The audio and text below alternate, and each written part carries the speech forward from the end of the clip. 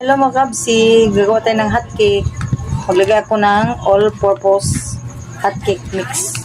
Ano na to mga kabsi ha? Ready to mix na ni. Tablespoon of oil, water. Mix lang natin.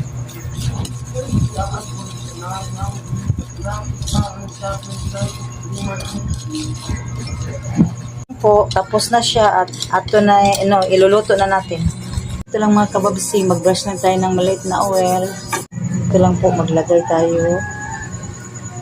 Medium heat lang po, para hindi masunog yung ano natin. Takipan lang yan, maya-maya luto na yan. Ito na po, luto na siya. Ano lang natin. Ganyan. Po, ang ating homemade hotcake. Super yummy. Thank you for watching. Bubsy TV.